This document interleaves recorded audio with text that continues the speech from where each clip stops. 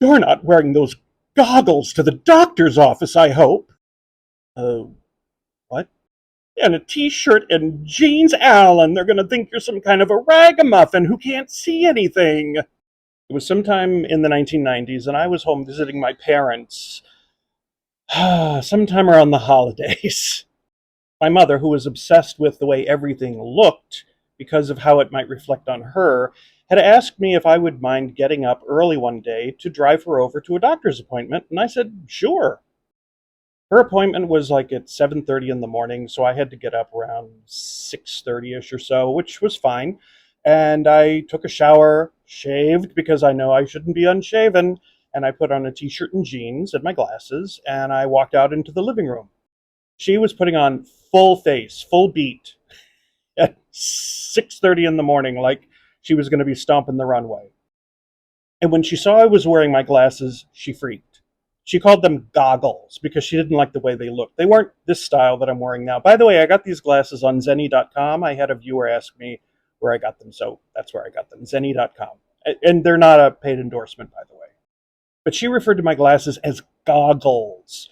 And the fact that I was wearing a t-shirt and jeans, well, that meant that, the receptionist at the doctor's office and the few patients sitting in the waiting room were going to be mortally offended.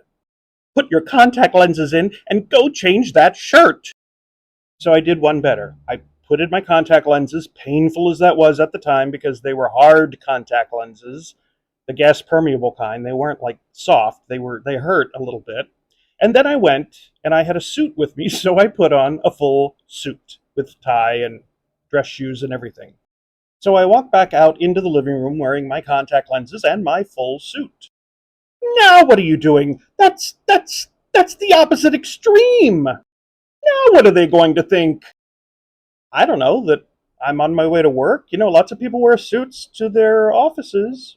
But I've told them all you're an actor. They know that you're not working in an office.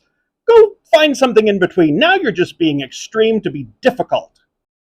But I refused, and I made her get into the car, and we drove to the doctor's office, and I was in my full suit, and I walked her into the waiting room, even though she told me that I could wait in the car.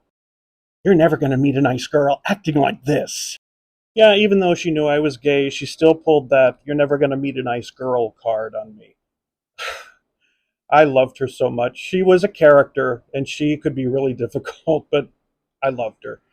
Come over and visit me on my channel, Alan Kendall Cares, and you'll hear more stories like this in a little bit longer form. Thanks for joining me and have a great day. Bye bye.